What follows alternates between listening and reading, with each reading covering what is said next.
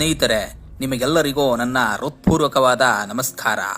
ಈ ವಿಡಿಯೋದಲ್ಲಿ ಹೊಯ್ಸಳರ ಆಳ್ವಿಕೆಯ ಕಾಲದಲ್ಲಿ ನಿರ್ಮಾಣವಾದ ದೇವಾಲಯಗಳ ಪರಿಚಯವನ್ನು ಹಾಗೂ ಮುನ್ನುಡಿಯನ್ನು ನೋಡೋಣ. ಮಿತ್ರರೇ, ಹೊಯ್ಸಳರು ರೂಪಿಸಿದ ವೈವಿಧ್ಯಮಯ ವಾಸ್ತುಶಿಲ್ಪ ವೈಖರಿಯನ್ನು ಹೊಯ್ಸಳರ ಶೈಲಿ ಅಥವಾ ವೇಸರ ಶೈಲಿ ಎಂಬುದಾಗಿ ಕರೆಯಲಾಗಿದೆ. ಈ ಶೈಲಿಯಲ್ಲಿ ಮೂಡಿಬಂದ ಶಿಲ್ಪ ಸೌಂದರ್ಯ, ಸೂಕ್ಷ್ಮ ಅಲಂಕಾರಕ್ಕೆ ಸರಿಮಿಗಿಲಾದದ್ದು ಪ್ರಪಂಚದಲ್ಲಿ ಬೇರೆಲ್ಲೂ ಇಲ್ಲ.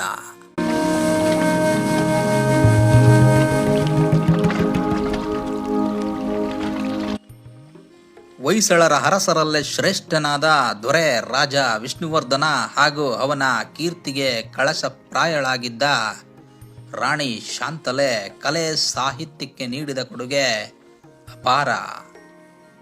ಇವರ ಕಾಲದಲ್ಲಿ ನಿರ್ಮಾಣವಾದ ಹಳೇಬೀಡು, ಬೇಲೂರು, ಸೋಮನಾಥಪುರಗಳ ದೇವಾಲಯಗಳು ಕಲಾರಾಧಕರ ಸ್ವರ್ಗ ಎನ್ನಬಹುದು. ಮೊದಲಿಗೆ ರಾಜ ವಿಷ್ಣುವರ್ಧನ ತಲಕಾಡಿನಲ್ಲಿ ಕಾಲೂರಿದ್ದ ಚೋಳರನ್ನು ಯುದ್ಧದಲ್ಲಿ ಸೋಲಿಸಿದ ನೆನಪಿಗೆ ವಿಜಯನಾರಾಯಣ ದೇವಾಲಯವನ್ನು ಬೇಲೂರಿನಲ್ಲಿ ಕಟ್ಟಿಸಿದ. ಈ ದೇವಾಲಯದ ಶಿಲೆಯ ಕಣ ಕಣದಲ್ಲೂ ಮೂಡಿರುವ ಅಮರಕಲೆ ಮಾತಾಡುವ ಮನುಷ್ಯನನ್ನು ಮೂಕನಾಗಿಸಿ, ಭಾವ ತುಂಬಿರುವ ಶಿಲೆಗಳು ಮನುಷ್ಯನಿಗೆ ಗತಕಾಲದ ಕಥೆಗಳನ್ನು ಸಾರಿ ಸಾರಿ ಹೇಳುತ್ತವೆ. ಈ ಶಿಲ್ಪ ಕಲಾ ಸೌಂದರ್ಯವನ್ನು ನಮಗೆ ನೀಡಿದ ಕುಶಲ ಶಿಲ್ಪಿಗಳು ದೇವಾಲಯವನ್ನು ಕಟ್ಟಲು ವಹಿಸಿದ ಶ್ರಮವನ್ನು ನಮ್ಮ ಈ AI ವಿಡಿಯೋದಲ್ಲಿ ನೋಡೋಣ ಬನ್ನಿ.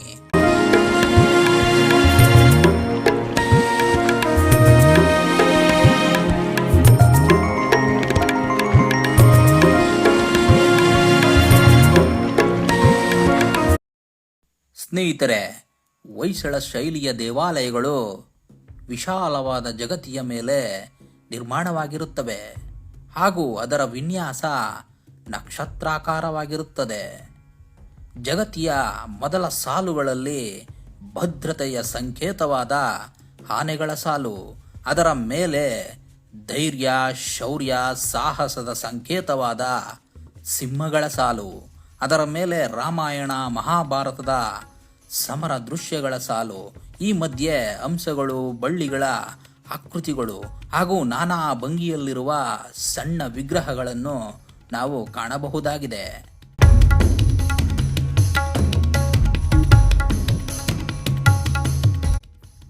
ಹೊಯ್ಸಳ ದೇವಾಲಯಗಳಲ್ಲಿ ಅಡಿಯಿಂದ ಮುಡಿಯವರೆಗೂ ಸುತ್ತಲೂ ಎಲ್ಲೆಲ್ಲೂ ಸುಂದರ ವಿಗ್ರಹಗಳೇ, ಕಲೆಯ ಮೂಲೆಗಳೇ, ದೃಷ್ಟಿ ಹರಿಸಿದ ಕಡೆಯಲ್ಲೆಲ್ಲ ಕಲೆಯ ಬಲೆ. ಹೊಯ್ಸಳ ಶಿಲ್ಪಿಗಳ ಕೈ ಚಳಕಕ್ಕೆ ಸಿಗದ ಅಂಗೈಯಗಲದ ಕಲ್ಲು ಈ ದೇವಾಲಯಗಳಲ್ಲಿ ಇಲ್ಲ ಎನ್ನಬಹುದು. ಇದರ ಜೊತೆ ಸ್ತ್ರೀ ವಿಗ್ರಹಗಳು, ನರ್ತನಾದಿ ಭಾವಗಳನ್ನು ತೋರಿಸುವ ಸುಂದರವಾದ ಮದನಿಕೆಯರು, ಶಿಲಾ ಬಾಲಕಿಯರು ಎಲ್ಲರನ್ನೂ ಆಕರ್ಷಿಸುತ್ತವೆ. ಜಲಾಂಧ್ರಗಳ ಮಾತೆತ್ತಿದ್ದರಂತೂ ಇಂತಹ ಕೆಲಸ ಸಾಮಾನ್ಯ ಮನುಷ್ಯನಿಂದ ಸಾಧ್ಯವಿಲ್ಲವೆನ್ನಿಸುತ್ತದೆ. ಹೊಯ್ಸಳರು ಕೆತ್ತಿರುವ ದೇವಾಲಯಗಳ ಕಂಬಗಳು ಒಂದೊಂದು ವಿಶಿಷ್ಟವಾದದ್ದು, ಒಂದರಂತೆ ಮತ್ತೊಂದಿಲ್ಲ. ಇವುಗಳಲ್ಲಿ ನರಸಿಂಹ ಕಂಬ, ಮೋಹಿನಿ ಕಂಬ ಬಹು ಆಕರ್ಷಣೀಯವಾದವು ಹಾಗೂ ನವರಂಗ ಚಾವಣಿ ಶಿಲ್ಪದ ಗಣಿಯಾಗಿದೆ ಮತ್ತು ನೋಡುಗರನ್ನು ನಿಬ್ಬೆರಗೊಳಿಸುತ್ತದೆ. ಒಂದು ಸಾಲಿನಲ್ಲಿ ಹೇಳುವುದಾದರೆ ಚಿನ್ನ ಮತ್ತು ಬೆಳ್ಳಿಯ ಕೆತ್ತನೆಯ ನುಣುಪು ಗುಣುಪುಗಳು ಈ ದೇವಾಲಯಗಳಲ್ಲಿನ ಕೆತ್ತನೆಗಳಿಗಿಂತ ಸೊಗಸಾಗಿರಲಾರವು ಹಾಗೂ ಇವರು ಶಿಲೆಯಲ್ಲಿ ಅರಳಿಸಿರುವ ಕಲೆಯನ್ನು ಕೈಯಿಂದಲೂ ಸಹ ಚಿತ್ರಿಸಲು ಸಾಧ್ಯವಿಲ್ಲವೆನ್ನಬಹುದು. ಈ ಹೊಯ್ಸಳರ ಶಿಲ್ಪಕಲಾ ವೈಭವದ ಇಂಚಿಂಚು ಮಾಹಿತಿಯನ್ನು ಮುಂದಿನ ಭಾಗಗಳಲ್ಲಿ ದೇವಸ್ಥಾನದ ಬಳಿ ಹೋಗಿ ಚಿತ್ರಿಸಿರುವ ವಿಡಿಯೋದಲ್ಲಿ ನೋಡೋಣ ಸ್ನೇಹಿತರೆ. ಈ ವಿಡಿಯೋ ಕೇವಲ ಮುನ್ನುಡಿ ಪರಿಚಯವಷ್ಟೇ. ಮುಂದಿನ ಭಾಗಗಳಲ್ಲಿ ಅಧಿಕೃತ ಪುಸ್ತಕಗಳಿಂದ ಪಡೆದ ಮಾಹಿತಿಯನ್ನು, ಪುರಾವೆಗಳ ಸಮೇತ ಈ ದೇವಾಲಯಗಳ ಸಂಪೂರ್ಣ ವಿಚಾರಗಳನ್ನು ತಿಳಿದುಕೊಳ್ಳೋಣ. ಅವುಗಳನ್ನು ತಪ್ಪದೆ ನೋಡಿ. ಎಲ್ಲರಿಗೂ ನಮಸ್ಕಾರ.